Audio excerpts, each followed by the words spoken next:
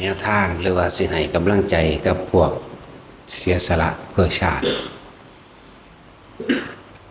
ทุกพื้นแผ่นดินของประเทศไทยฝากไว้กับทหารบ่แม่นนักการเมืองนั่นแหละถึงว่าให้กำลังใจกับพวกทหารหารทุกนายนั่นแหละฟังไว้ดีๆทุกตารางนิ้วของแผ่นดินไทยนี่ฝากไว้กับทหารไม่ใช่นักการเมืองชื่อไวโรด พวกนั้นเป็นพวกที่เขามาหาผลประโยชน์นะแต่กทหารหารทุกนายบ่ต้องยานบาปพวกท่านทั้งหลายมีตราอาญาแผ่นดินหมายถึงว่าทำตามหน้าที่และตัวเองก็เสียสละชีวิตตัวเองเพื่อรักษาปกป้องผู้อื่นอันเป็นมหาชนจำนวนมากและเรียกว่าอาญาแผ่นดินว่าต้องยานบาปถ้ามีการได้สู่ได้หลบก็ดี ถ้าเขามีตาอาญาแผ่นดินเอาไปแล้วเฮาผู้หนึ่งกับประชาชนทั้งหมด70 กว่าล้านจังซี่สั้นแหละเลิ่นว่าตาอาญาแผ่นดินนี่เป็นสัจจะอันหนึ่งที่พระเจ้าให้กำลังใจหน้าที่รับผิดชอบโดยตรงของพลโทบุญศิลป์ปราการเนาะเกิดว่าไทยนี่รักสงบแต่ถึงลบไม่ขลาดคือไม่ใช่คนขี้ขลาดเข้าใจว่าล่ะไทยนี่รักสงบแต่ถึงลบไม่ขลาดไม่ใช่ขี้ขลาดย่ำซึกเข้ากับต้องลบย่ำสงบเข้ากับภาวนาเลย เห็นว่าสัตว์ พื้นแผ่นดินไทยนี่สร้างมาได้เพราะทหารของพระราชาและอาศัยสติปัญญาในพุทธศาสนาฉะนั้นชาติหมายถึงประชาชนทุกหมู่เหล่าตลอดทั้งแผ่นดินมีพระมหากษัตริย์เป็นผู้นำจึงก่อตั้งเป็นแผ่นดินขึ้นมาได้จึงชื่อว่าประเทศอิสระประเทศไทย แต่ว่าอย่าลืมว่ากษัตริย์แต่ละพระองค์อาศัยความรู้จากพระพุทธศาสนาฉะนั้นจึงมีคำว่าชาติเป็นพื้นสีแดงหมายถึงว่าแหลกมาด้วยเลือดเนื้อความหมายของธงชาติสีแดงแหลกมาด้วยเลือดเนื้อของบรรพบุรุษพวกเราทั้งหลายเลยเป็นสีแดงพุทธศาสนาเป็นสีขาวพวกพระมหากษัตริย์เป็นสีน้ำเงิน3 สถาบันนี่แหละเป็นสถาบันหลักของประเทศไทยมีสีตาสัญลักษณ์อยู่ฉะนั้นหมู่เราทหารหารถ้าเกิดว่าได้ลบล่าขาฟันจงทำและมันจำเป็นต้องทำก็ทำเท่าที่จำเป็นบ่ต้องย่านดอกเรื่องบาปแม้สมัยการก่อนพระพุทธเจ้าก็เคยสอนพระเจ้าประเสนและอาชาศัตรูเรื่องลบแต่ว่าพระองค์บ่ได้สอนให้ฆ่า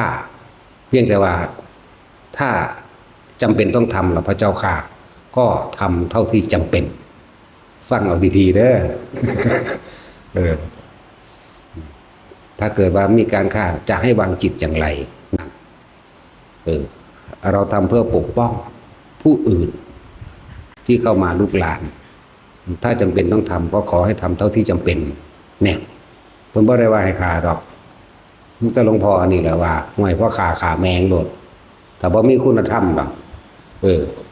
คนบ่มีคุณธรรมบ่บาปนี่แหละบาปมันบาปผู้บอกอีกเนาะไม่ได้ย่านเด้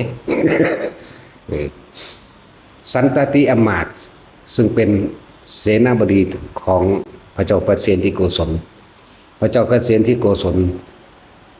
บอกให้ไปปราบกบฏชายแดนมีจำนวน100,000 กว่าสันตติอมาตย์ฆ่าตายเบิดแต่สุดท้ายแล้วสรุปสันตติอมาตย์บรรลุอรหันต์ศาสตร์นั้นเลยหลังจากชนะมาแล้วพระราชาเลี้ยงเรียกว่าฉลองให้มื้อที่7บรรลุอรหันต์แต่ว่าก่อนหน้านั้นจะมีเรื่องใด หมู่เราเดรัจฉีจำพวกหนึ่งมาสร้างวัดบ่แม่นมาสร้างเขาสำนักอยู่ใกล้ๆกันแล้วกับวัดรู้จักบ่ล่ะเพราะว่าหยังตอนนั้นกษัตริย์พระราชาปัดเสนนั้นไปรับสินบนเขามาแล้วทองคำ5 เหลี่ยมเกวียนเงินทองอีกเยอะแยะนับประมาณบ่ได้คือกันเยอะก็เลยเฮ็ดเป็นเพิกๆเฉยๆบ่ได้ไปสนใจว่า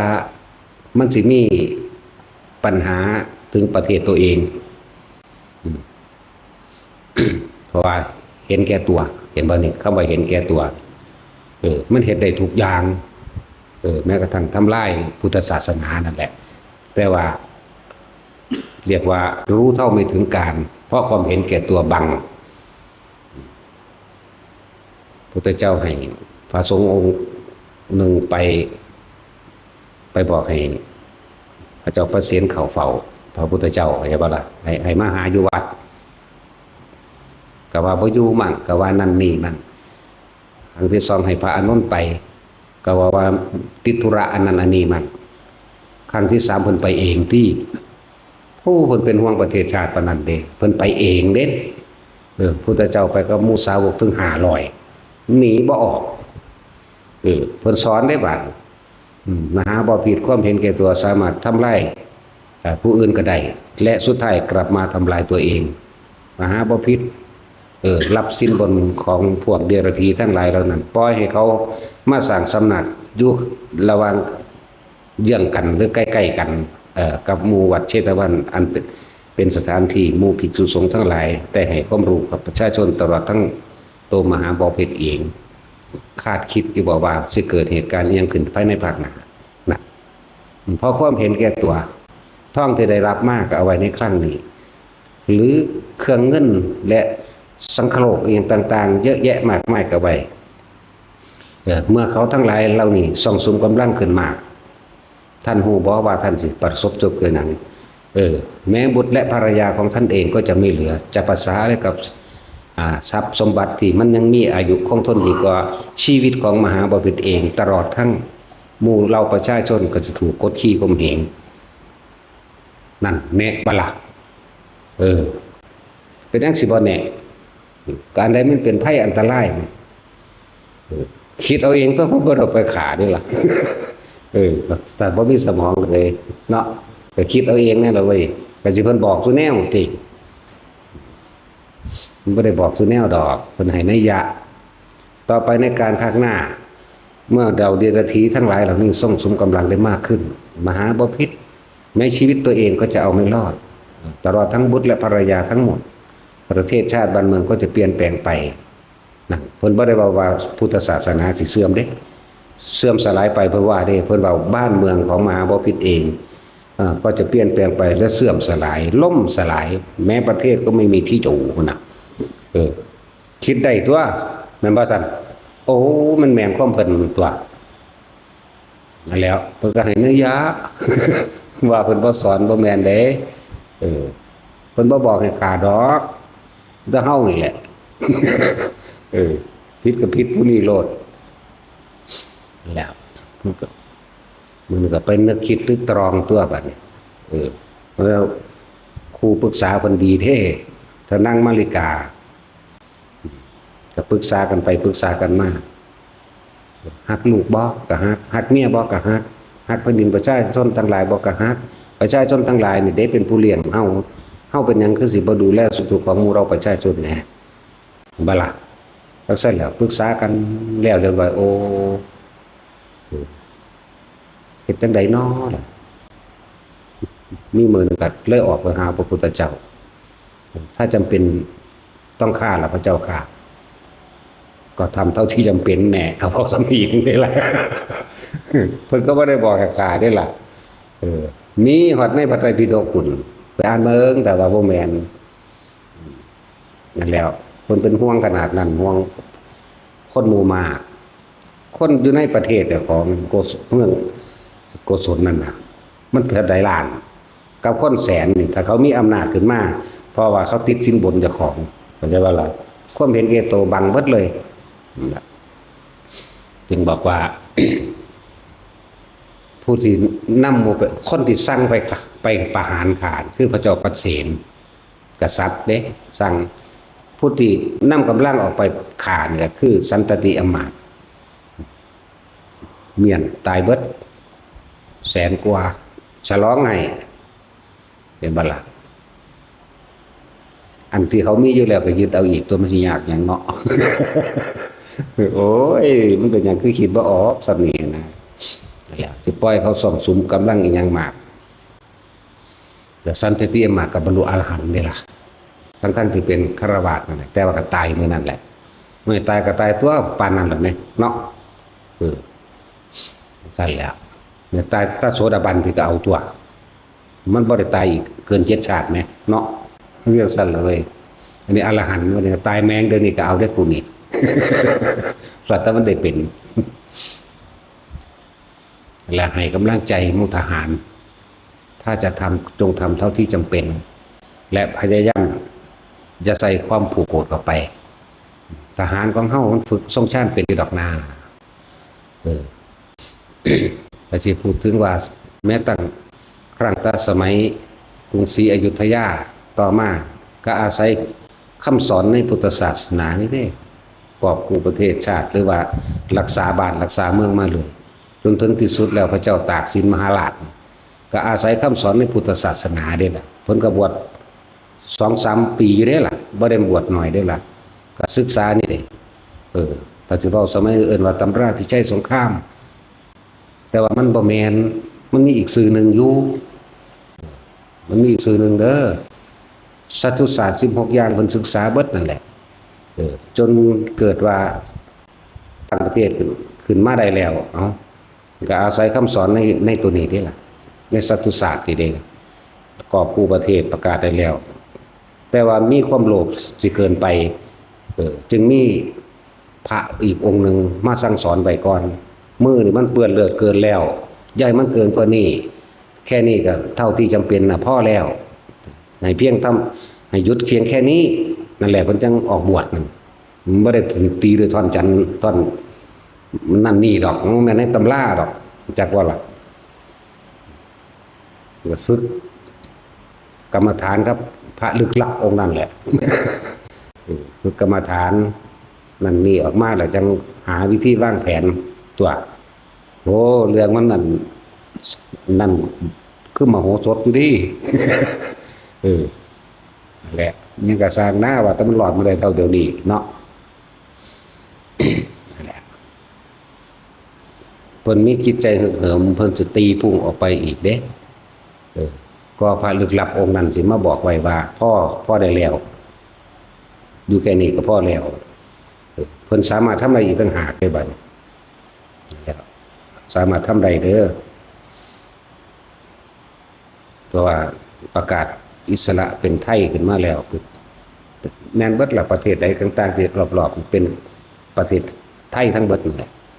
จะสิตีพุ่งออกไปอีกนะครับโอ้ยบ่ได้น้อยเด้ล่ะเคยบอกฮอดสิงคโปร์มาเลเซียสิงคโปร์นั่นไล่ปีออกไปฮอดเวียดนามก็ยังได้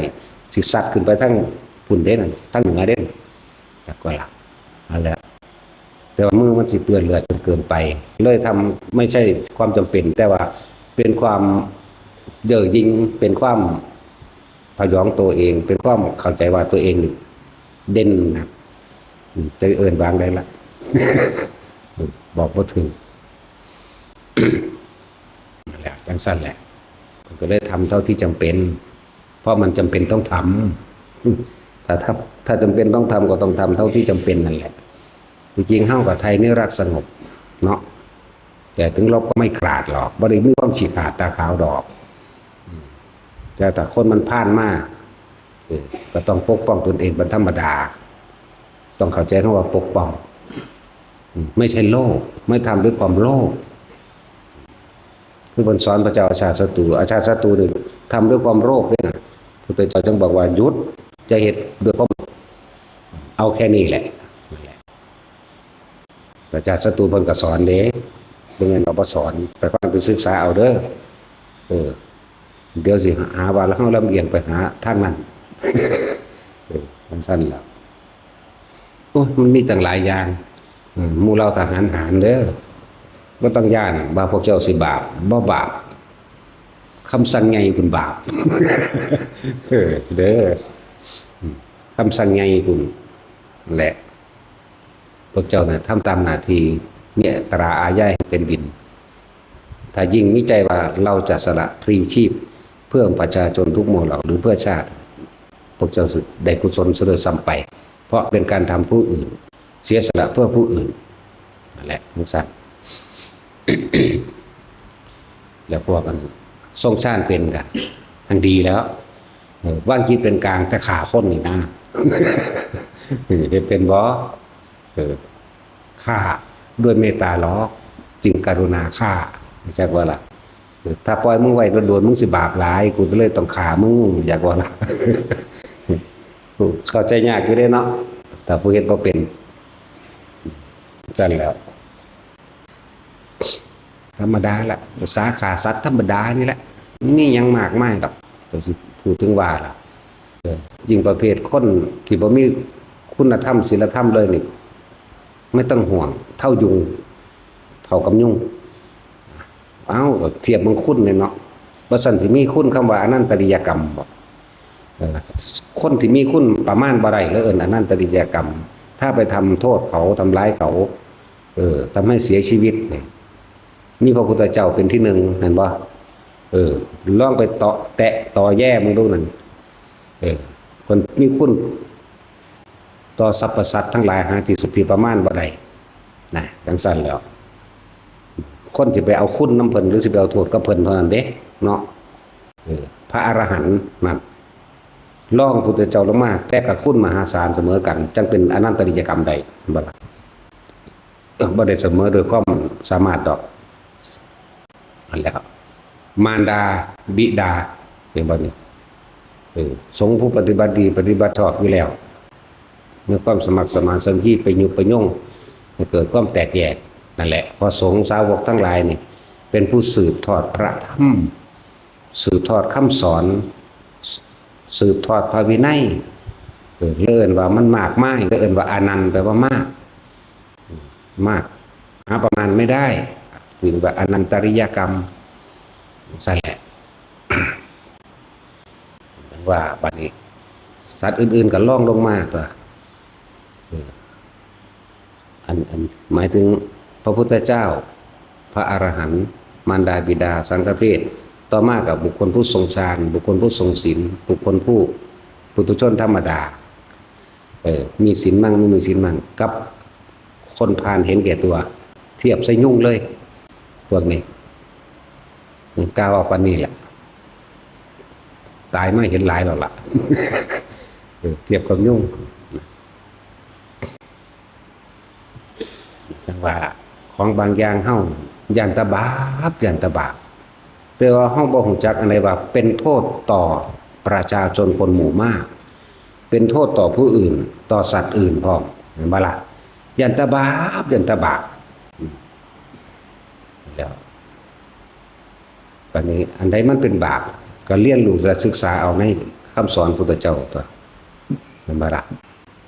เพิ่นก็แสดงออกเบิดทุกอย่างธรรมนี่แสดงความจริงมาโดยตลอดคือตลอดการตลอดเวลาเรียกว่าอนันตการหาที่สุดที่ประมาณบ่ได้ธรรมนี่เป็นความจริงแสดงความเป็นอนิจจังอนัตตาอยู่จังซั่นแม้นพระพุทธเจ้าสิเกิดบ่เกิดก็สร้าง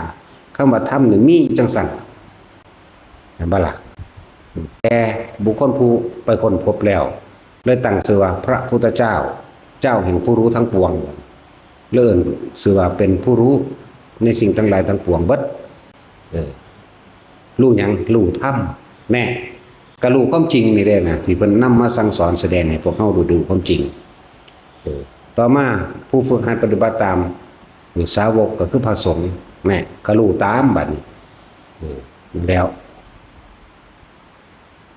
เฮาสิพึ่งสิ่งอื่นเฮ็ดหยังในเมื่อพระพุทธเจ้าพระธรรมพระสงฆ์เกิดขึ้นแล้วแม่สิพึ่งสิ่งอื่นให้มันไปเป็นทุกข์เฮ็ดหยังเป็นหยังคือบ่พึ่งพระธรรมนี่คำสอนที่พระพุทธเจ้านำออกมานี่สืบทอดต่อโดยภาษาวกนี่เพิ่นก็นำแต่ความจริงต้องมาเว้าแต่คือว่าล่ะว่าคนทั้งหลายเข้าใจว่า ภิกษุทั้งหลายโกนหัวห่มผ้าเหลืองเอิ้นแต่ว่าพระเนาะ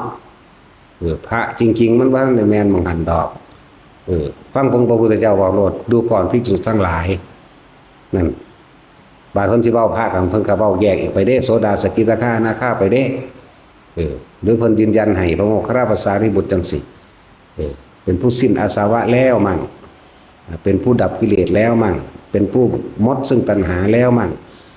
เป็นผู้ไม่มีอารมณ์ในความปรารถนาแล้วมั่งเป็นผู้ดับมั่งเป็นผู้เย็นมั่งสื่อนิพพานแต่พ่อข่าวๆมันก็32สื่อเข้าว่าของนิพพานแล้วหลายบท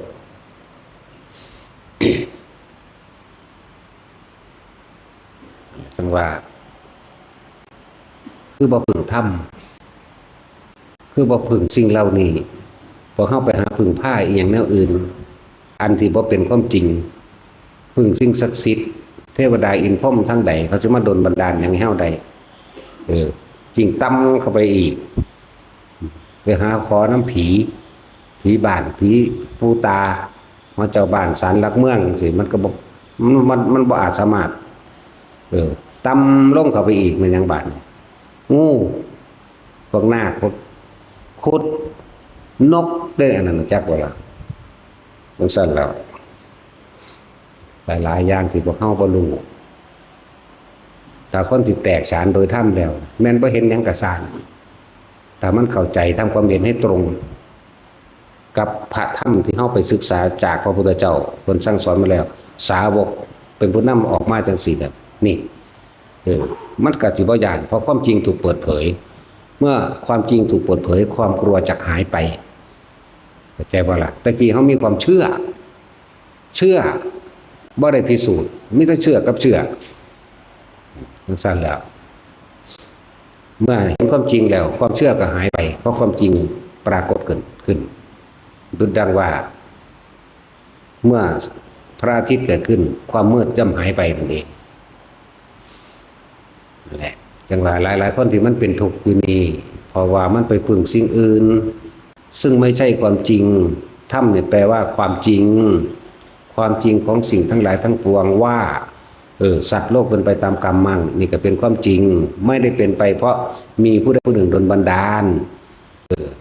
ไม่ได้เป็นเพราะไม่ได้มีผู้สร้างเป็นไปตามที่ตัวเองตั้งจิตเจตนาขึ้นมานี่ว่าเป็นไปตามกรรมทุกอย่างมันจะมีเหตุปัจจโยอารมณปัจจโยที่ปัจจโยนันตรปัจจโยสมานันตรปัจจโยมันมีเหตุเกิดขึ้นจากตัวจิตตัวคิดทั้งนั้นทำทั้งหลายหมายสิ่งทั้งหลายทั้งปวงในประสบการณ์ชีวิตของเฮาล้วนแล้วเกิดขึ้นจากเหตุคือความคิดเฮาเองคนเฮาคิดอย่างไรก็จะเป็นอย่างนั้นได้บ่ล่ะในขณะที่เราคิดเฮาสิจินตนาการเด้ให้มันเป็นเนาะแต่ว่าผู้อยู่เบื้องหลังของความคิดคืออารมณ์ไปนั่นแหละคือพบได้เกิดขึ้นแล้วนั่นอย่างสัตว์ ในเมื่อมีถ้ำเป็นที่พึ่งกับศึกษาเอาตัวเขาให้มันถูกหม่องเอาตัวเนาะ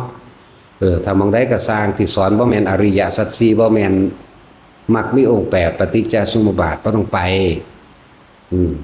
ประเภทว่าเอาเหรียญนี่ไปเด้ออธิษฐานเอาบ่ต้องมันบ่มีอีหยังอธิษฐานใดนะอธิษฐานแปลว่าตั้งใจมุ่งมั่นสู่จุดหมายที่ตัวเองปรารถนาด้วยการกระทำบ่แม่นขอนั่นของสั่นละมหาละรวยหรือเมตตามหานิยมเด้อนี่เอาไปพวกเจ้าบูชาสวดเท่านั้นจบสวดเท่านี้จบพวกบูชายันทั้งหลายเหล่านั้นหรือมนต์ต่างๆคำว่าองค์การแช่งน้ำบูชายันเพื่อวิธีการถวายของสวดขอร้องบ่มีอย่างสำเร็จจากอย่างดอกถ้าพวกใดสอนจังสี่อย่าไปพวกเจ้าจิถือครอบงำโดยความเชื่อแต่ไม่ใช่ความจริงคือเขาบอกกันเรื่องพญานาคเห็นจักโตหรือยังเห็นโตมันหรือยังหมายว่าล่ะพวกอยู่ริมน้ำโขงก็เห็นหรือยังเห็นตะนามนั่นแหละขอนไม้ร้อยมามันติงลูกดัก ก็เลยเอาไปตามความเชื่อมั่งเนาะเป็นตัวข้างยากขึ้นมาคืองูนี่แหมแต่ว่างูน่ะแม่น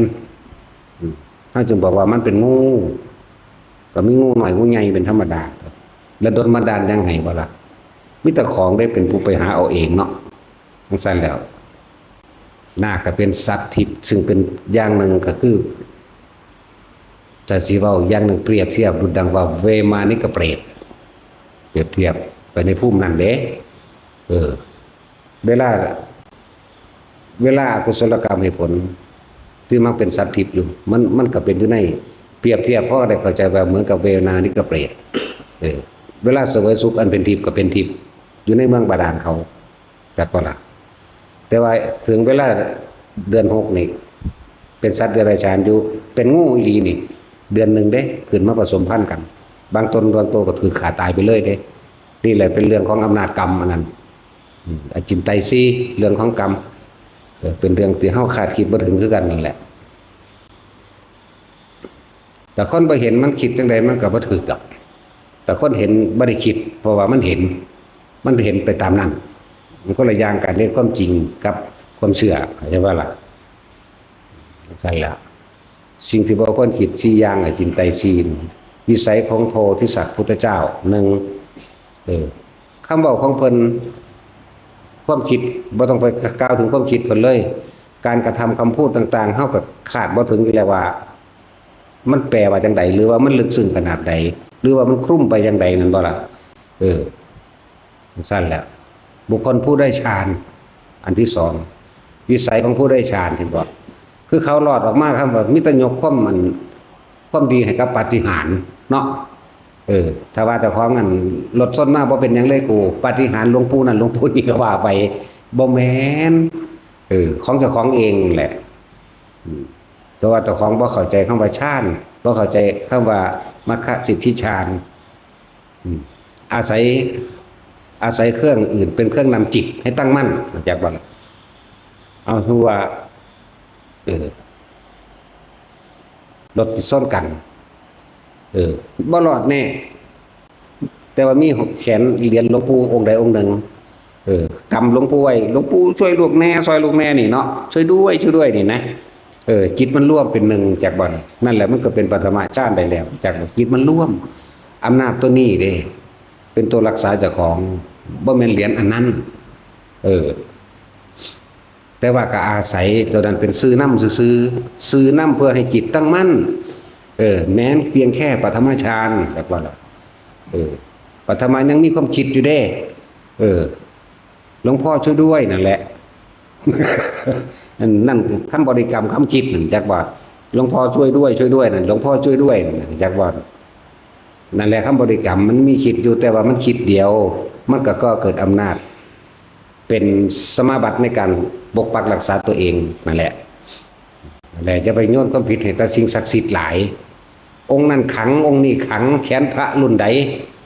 นะเห็นว่าล่ะมันสั่นแหละ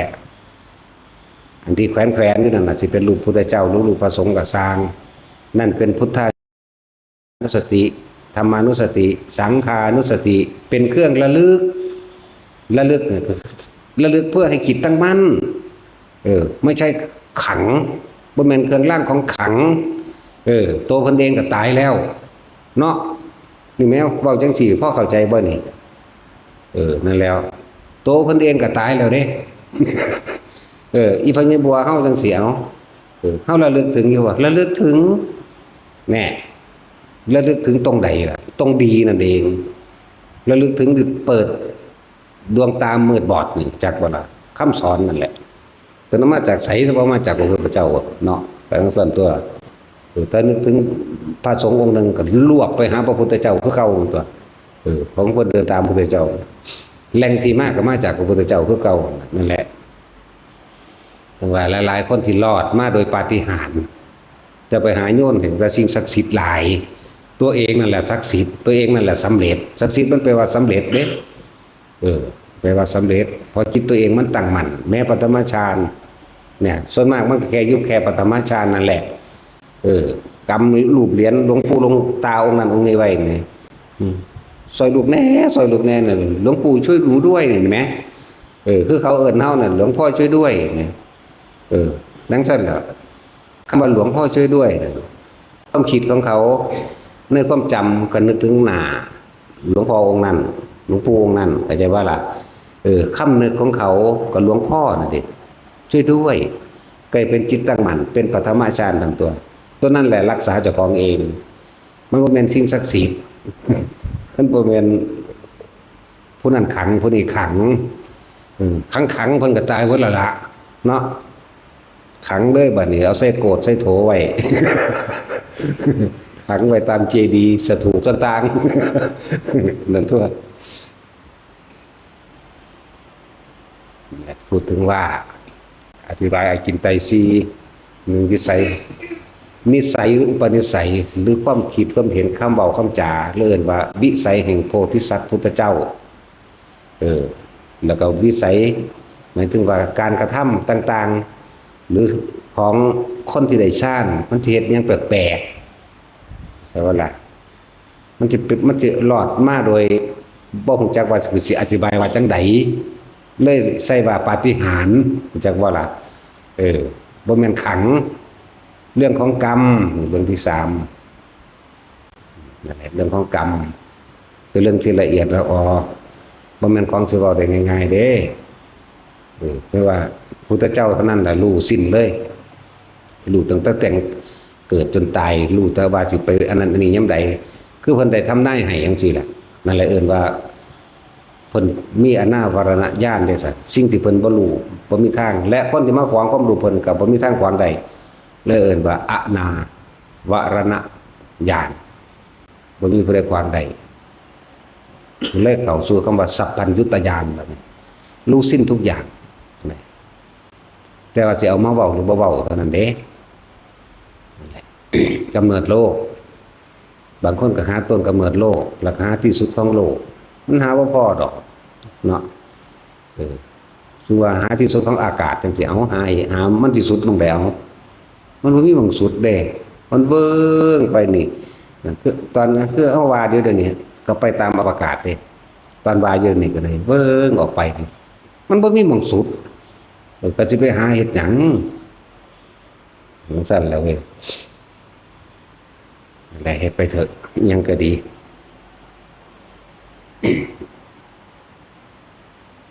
ว่าเริ่มต้นโดยการให้กำลังใจหมู่ทหารเด้อปกป้องผู้อื่นเสียสละชีวิตตนเองพร้อมแล้วก็บ่ต้องว่า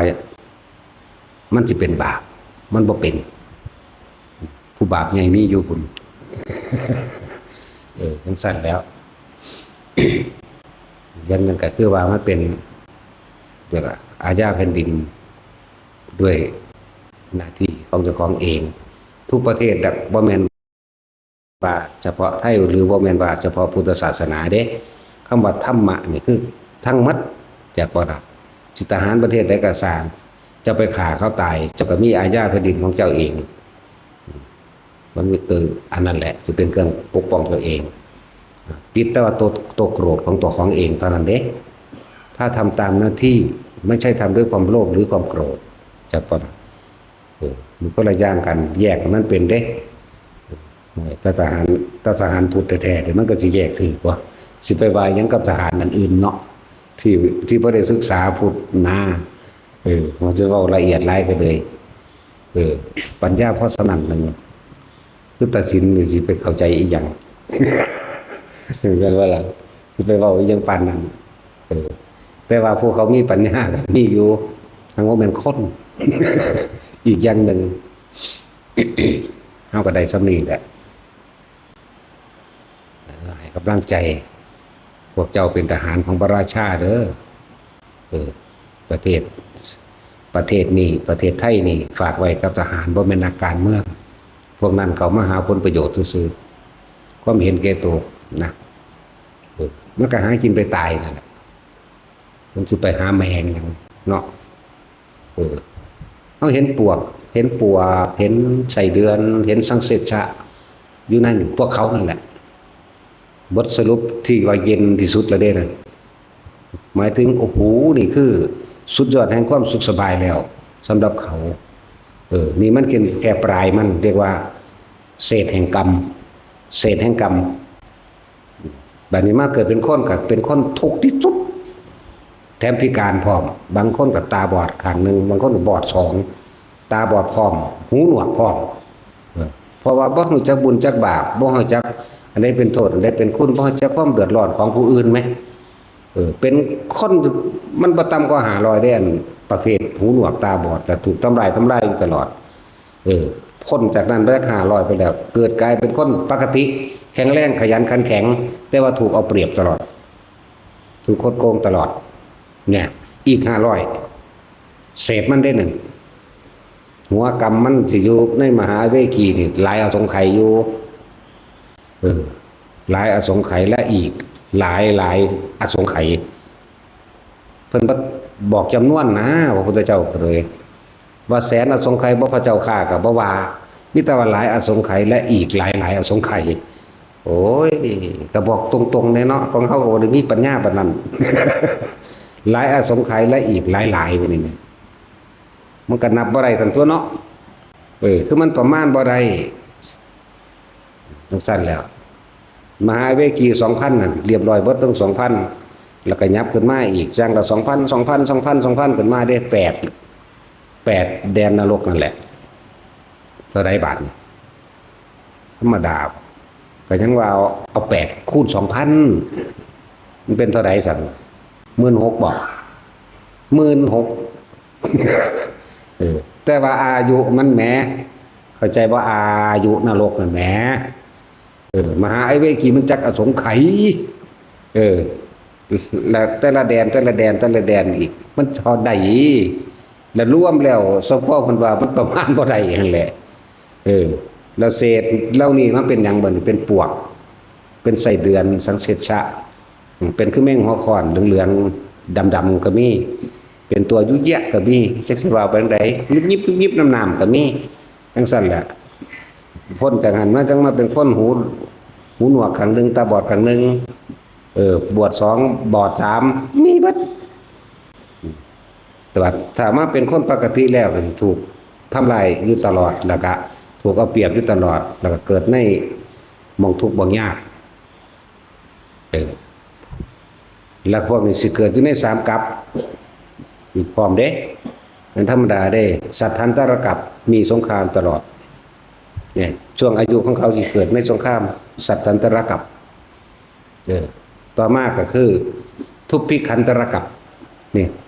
จากสัตว์ทันตรกัปแล้วก็สู่ทุพพิคันตรกัปอดอยากและแห้งแล้งอดอยากอาหารนะนั่นแหละแต่อีกอันหนึ่งก็คือโรคันตรกัป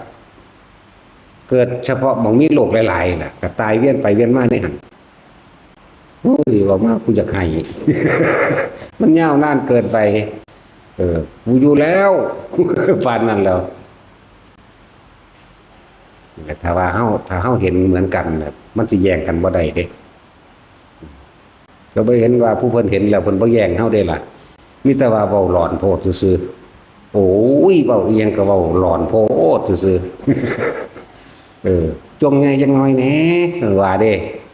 จงแม่มึงเด้เนาะสั่นล่ะถ้าเว้าปาน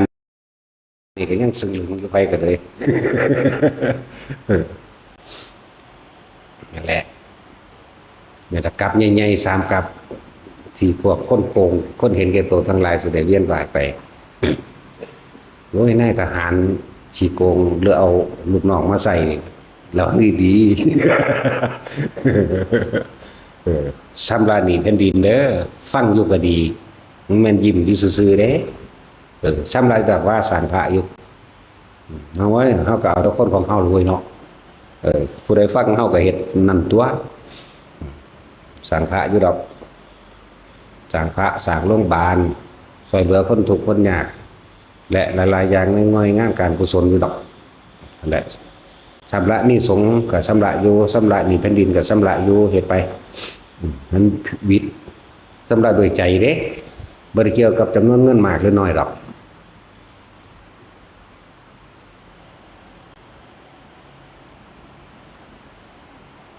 ไปจัดการไป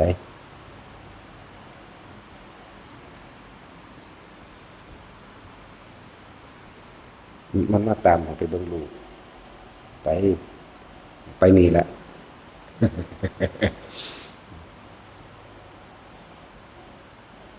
อุ้มเอา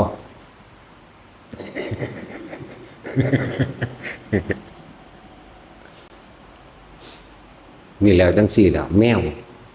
เคยเกี่ยวของกับพุทธศาสนาบ่เป็นแมวกันถ้าเป็นตัวแม่กับพวกเมสซี่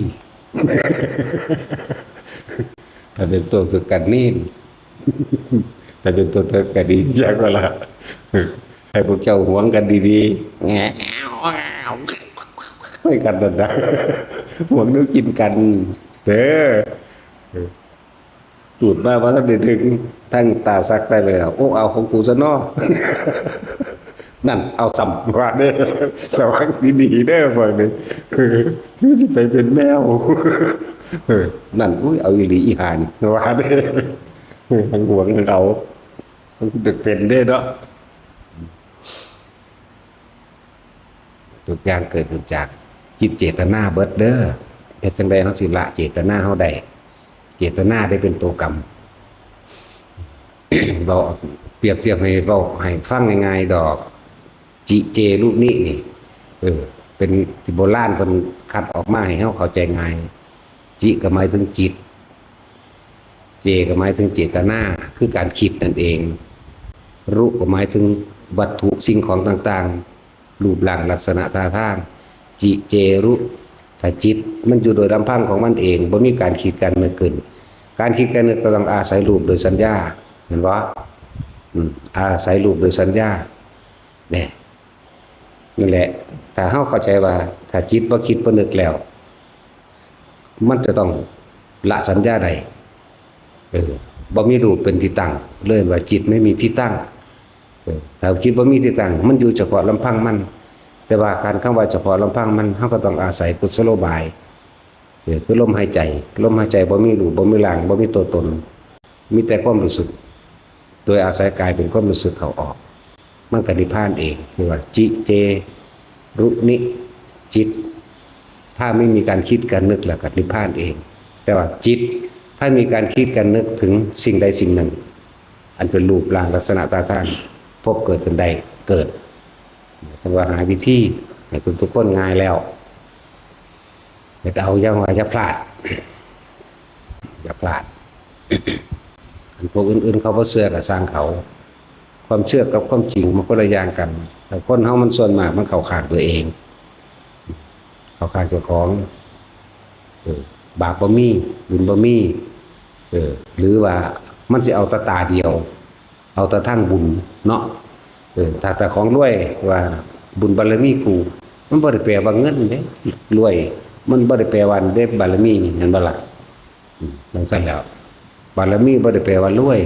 บ่ได้แปลว่าเงินบ่ได้แปลว่ามียศถาบรรดาศักดิ์และอำนาจดอกบารมีแปลว่ากำลังใจที่เสียสละเพื่อผู้อื่นได้โดยไม่หวังสิ่งใดตอบแทนบ่ซั่นสิสร้างไปหยังสร้างไปซื่อๆนี่แหละทานศีลเนกขัมมะปัญญาวิริยะขันติสัจจะอธิษฐานซื่อๆบ่ละบาดอุเบกขาก็นั่นแล้วสร้างไว้ซื่อๆนี่แล้วนั่นแหละบารมีที่สุดของบารมีคือบ่มีหยังคือบ่มีบารมีจักว่าล่ะบ่หวังหยังอีกบ่เอาหยังอีกหมดความปรารถนาก็เอิ้นว่านิพพานจักว่าล่ะหมดความปรารถนาก็บ่มีความหวังในความอยากได้หยังเป็นหยังแล้วนั่นแหละเอิ้นว่านิพพานก็ได้เห็นบ่นี่ทุกคนรู้ได้ตนเองได้นะในความรู้สึกมันไหมเนาะบ่มีความพอใจและบ่พอใจตอนนี้ไหมคือจริงขาดจากความยินดีพอใจจากเบิดในสิ่งต่างๆทั้งปวงความบ่พอใจบ่หาแต่ไปว่าหามันบ่หาแต่ไปละมันละเอาเองเห็นบ่หมดความปรารถนากับนิพพานหมดความยินดีกับนิพพานอาสวะขยะยานกับนิพพานนั่นแหละตอนบ่ล่ะสัญญาเวทยิตตนิโรธกับนิพพานนั่นแหละมันยังแล้วมันมีหลายสื่อดับเย็นกับนิพพานเอาภาษาเฮาง่ายๆเด้อว่าดับเย็นดับหยังดับคิดหยุดคิดปรุงแต่งแน่ถ้าบ่คิดบ่ปรุงบ่แต่งแล้วความร้อนๆกังวลกระวายมันสิมาจากไสเดี๋ยวนี้ แม้กระทั่งว่าความยินดีพอใจมันสิมาจากไสเนี่ยสองอย่างถ้าเฮาคิดปรุงแต่งขึ้นไปในทางที่เข้าข้างตัวเองพอใจหรือเข้าข้างตัวเองอีกอย่างหนึ่งแต่มันบ่ได้กับบ่พอใจแน่แต่หยุดคิดแล้วมันจะเอาหยังมาเกิดขึ้นได้เลยนี่นั่นแหละแต่ว่าให้ทุกคนพยายามอยู่กับตัวเองให้มากเสี้ยวเดียวหน้าแต่ขอให้ฝึกจนว่ามันเกิดความเคยชินนะบัดสิตายมันเสี้ยวเดียวนะมันพิษฟัดอยู่ในลมหายใจเฮานี่หนึ่งเด้อยู่กับลมเย็นไปเลยดับไปเลยรู้อยู่กับความว่างว่างจากสิ่งที่มีเด้เฮ้ยบอกยากเป็นอย่างนี้ตายขึ้นไม่เบิ่งจากคนในหน้าเนาะไปก่อนว่าตัดสินบ่ขึ้นมากนะฮะเนาะตัดสินเดินไปหันเหรอเฮ้ยเดินไปหันสิไปขึ้นมาอย่างเนาะจังศูนย์อยู่เดียวนี่ว่ามันขึ้นมาหาแมวยังว่าอยู่บ่ได้จะขึ้นมาจากเม็ดเด้อันหนึ่งอันสองอันสามจะขึ้นอยู่แต่อันเที่ยวที่สี่นี่บ่จะขึ้นจากเม็ดมันขึ้นมากมันใส่เวียนกรรมของผมนี่บ่รู้ล่ะตั้งแต่เฮ็ดไปบ่มีผู้ใดเฮ็ดให้เฮานอกจากตัวเฮาเองเด้อสิ่งนี้เป็นเฉพาะตนจริงๆเด้คำว่าปัจจตังรู้ได้เฉพาะตนเป็นของตัวเองจริงๆเด้คือความคิดของเฮาเองบ่มีผู้ใดมาบังคับความคิดเฮาได้เด้โตเฮาเองได้บังคับความคิดเฮาเองโตเฮาเองได้กำหนดความคิดเฮาเองไผสิมากำหนดให้เฮาได้ล่ะโตเฮาเองความรู้สึกภายในเฮาเองรับความรู้สึกของเฮาเองเด้พอใจหรือบ่พอใจนี่ก็โตเฮาเองได้รับเอาล้วนๆเนาะบ่มีผู้อื่นมารับให้เด้แล้วสั่นแล้วนี่แหละปัจจตังเลยมันรู้อยู่ในตัวเองนี่เด้มันยังคือคนปวดแขวจังซี่แต่คนปวดเหมือนกันมันก็บอกกันรู้เรื่องเนาะแต่คนบ่เคยปวดมันบอกกันบ่รู้เรื่องหรอกมีแต่เดาเป็นสั่นแหละจังได๋ก็สร้างพวกเฮานี่เดินทางไปหมู่เดียวกันเบิดรวยกับมึงรวยไปเถอะนามึงรวยไปใส่บาตรรวยไปตายนั่นแหละเนาะจนก็จนไปใส่หน้าก็บ่จนไปตายแต่ว่าสุขกับทุกข์บ่ได้อยู่กับความจนและความรวยเด้อทุกข์เกิดขึ้นจากความบ่พอใจสุขเกิดขึ้นจากความพอใจไอ้ตัวลายกาดก็คือตัวพอใจนี่นะจังว่าล่ะบัดนี้ตัวนำเหตุแห่งทุกข์ทั้งหลายเพราะความยินดีเพราะความพอใจในรูปในรสในกลิ่นในเสียงในกระทบสัมผัสรู้สึกทางกายก็เกิดกลายเป็นสัญญาอารมณ์ตัวบัดนี้เห็นบ่ล่ะก็นี่แหละมันจึงแสวงหาตั้งแต่อันนี้แสวงหาสัญญาอารมณ์แห่งความพอใจตัวเดียวนี่ในขณะที่แสวงหาถ้าบ่ถูกใจบ่ได้ดังใจมันก็บ่พอใจกันตัวนี่แหละนี่ว่าพบเกิดดับนี่โอ้ยมันก็ได้ล้านเด้ที่บอกมานาทีหนึ่งหรือวินาทีหนึ่งมันธรรมดาเด้ส่วนเจ้าได้เกิดไปแล้วเจ้าสิต่อบักยาวเลยเด้นั่นแหละเจ้าสิต่อไปเท่าไรอีกล้านศาสตร์เลยนั่นน่ะปากกายจุดเกิดปุ๊บตอนนี้ก็สวดตกนรกโอ้ยมันเลยก็ต้องห่วงมันนับบ่ได้แล้วนั่นแหละดีหรือเลวเฮาก็รู้ในตัวเฮาเบิดนั่นแหละยังก็เลยจากประสบการณ์ที่ผ่านมาแต่ละคนคิดเองเจ็บปวดเองดีใจเองเนาะเพราะเฮาบ่เข้าถึงความจริงบ่เข้าถึงธรรมะพุทธเจ้าทุกคนผ่านความอกหักผิดหวังมาเบิดแล้วทุกคนผ่านความบ่รู้มาเบิดแล้วทุกคนผ่านความเสื่อมมาได้แล้วเหลือแต่ความจริงแต่เหตุจังใดมันสินิ่งอยู่ได้อันนั้นแม่นบ่ล่ะตะกี้พากันหลงลอดท้องซากลอดท้องม้าเนาะลอดท้องงูหมอดูหมอเดาเฮ็ดมาเบิดขอนั่นขอนี่จากสิ่งศักดิ์สิทธิ์เฮ็ดมาเบิดมีแต่ความเสื่อเด้บางคนเขาก็ทำนายให้เจ้าอายุ30 ปีสิได้เป็นเศรษฐีได้ซั่นถูกเดินนี่ก็เลยเนาะแม่นบ่ล่ะโอ้หาอยู่พออยู่แน่ไปเสือเด้แต่เขาดีใจเด้แต่เขาว่าจังซั่นเนาะโอ้ยหลายอย่างเสือราศียังราศี 12ราศีมันมั่วตัวไปเบิด ปีนี้ปีหมากัดปีนี้ปีข้อขาดปีนี้ปีโอ้ยสารพัดจะไปสนใจอีกอย่างนั้นแหละหลายอย่างก็หรอกที่เฮาบ่ฮู้ เพราะว่าเฮาบ่ฟังธรรมคือวันศีลวันพระนี่หลายคนฮู้สมบูรณ์ว่าเป็นหยังคือได้ตั้งมื้อนั้นมื้อนี้เนาะพุทธเจ้าเป็นนักวิทยาศาสตร์เด้อบ่แม่นธรรมดาเด้เป็นหยังคือมีขึ้น15ค่ำและแรม15ค่ำพูนเพิ่นเบิ่งอากาศห่วงแห่งจักรวาลโลกดวงดาวดวงอาทิตย์ขึ้นตรงต่อกันแนวใดน้ำขึ้นน้ำลงแนวใดถ้าน้ำขึ้นก็ว่าขึ้น15ค่ำก็จะว่าล่ะน้ำขึ้นอารมณ์คนมันสิเย็นคนส่วนมากมันสิเป็นคนอารมณ์ดีได้ทางกันถ้าขึ้นข้างขึ้นก็จะว่านี่ข้างขึ้นอารมณ์มันสิไปทางสุนทรีอารมณ์ราคะมันสิหลาย อยากอะไรเพิ่นตั้ง15ค่ำหรือแรม15ค่ำหรือขึ้น15ค่ำเพิ่นอาศัยเบิ่งดวงดาวพุ่นเด้เพิ่นเอาธรรมชาติจริงๆนี่เด้มาตั้งบ่แม่นเดามั่วๆเอาหยังเด้ตั้งก่อนนี่ระหว่างข้างขึ้นคนที่อารมณ์ดีสังเกตเบิ่งเด้อโลกก็สิเย็นคนก็เย็นเป็นตามอากาศโลกเพราะว่าน้ำทะเลมันก็ขึ้นเนาะน้ำทะเลมันก็ขึ้นเด้คนก็อากาศก็เย็นทราบว่าลองก็เย็นใจคนก็เลยเย็นไปนำแต่ว่าคนที่เรียกว่าประมาทด้วยจิตมีราคะย่ำจังสันล่ะย่ำคนจะเอากันดี เห็นว่าตัดสินส่วนมากย่ำเดินง่ายได้เจ้าก็เลย เห็นว่าแย่งก้อนเดินง่ายตะกี้เนาะมันก็เห็นหงเห็นทางไปจีบสาวเว้ากันม่วนไปได้เนาะเว้าถึงโบราณเด้บ่ได้เว้าเดี๋ยวนี้เด้เดี๋ยวนี้มีแต่สัตว์นรกเด้มาเกิดหลาย มันบ่จักเดือนง่ายขึ้นกลางแรมยังมันบ่จักโคตรแมงเด้เดี๋ยวนี้ตะกี้คนมีอารมณ์สุนทรีย์เพิ่นก็เลยว่าเบรกไว้แน่หยุดยั้งไว้แน่พากันเข้าวัดฟังธรรมแหน่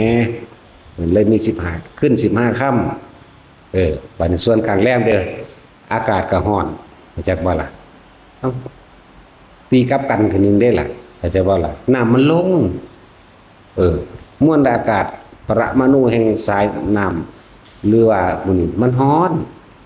คนสิจิตใจร้อนเด้มักเถียงกันอิหยังก็เกิดการอารมณ์วู่วามเด้ข้างแรมเนาะผัวกับเมียบ่เคยสุนทรีย์กับเริ่มบ่สุนทรีย์ปานใด เป็นซั่นเริ่มเถียงกันนั่นนี่อากาศมันก็ร้อนเด้ซั่นบ่แม่นเพิ่นตั้งด้วยความดุนเดาเด้อพูนเพิ่นเบิ่งเส้นตรงของจักรวาลระหว่างดวงดาวจักรวาลต่างๆหรือแรงดึงดูดแกนโลกน้ำลดลงและเดือนมืดคนใจร้ายแล้วก็พวกโจรสมัยตะกี้มักออกปล้นเดือนมืดเข้าใจบ่ล่ะแม่นบ่เอาแค่เฮาท่านนี่ว่าพวกขี้ขโมยลักงัวลักควายก็ไปลักเดือนมืดเด้ล่ะก็จังซั่นแหละซุมื้อนี้จักแมวยังละเอาแมงกลางเว้นเลย สัตว์นรกมันเกิดหลายด้วยว่านั่นแหละ มันมาให้ผลกรรมซึ่งกันและกันนั่นแล้วจังซี่แล้วพวกเฮาเคยได้ยินได้ฟังบ่ล่ะพระเจ้าตั้งขึ้นแรมเท่านั้นค่ำแรมเท่านี้ค่ำจนถึงขึ้นเท่านั้นค่ำขึ้น15ค่ำหรือแรม15ค่ำกลางขึ้นกลางแรมตั้งแบบใดตั้งแกนเอียงแกนกลางของโลกของจักรวาลเด้ตามน้ำขึ้นน้ำลงเด้แล้วจังซี่แล้วเพิ่นได้ฟังจักเทื่อบ่เพิ่นยังก้อนก็เลยบ่แม่นดอกมันก็ได้ฟังอยู่นี่แหละ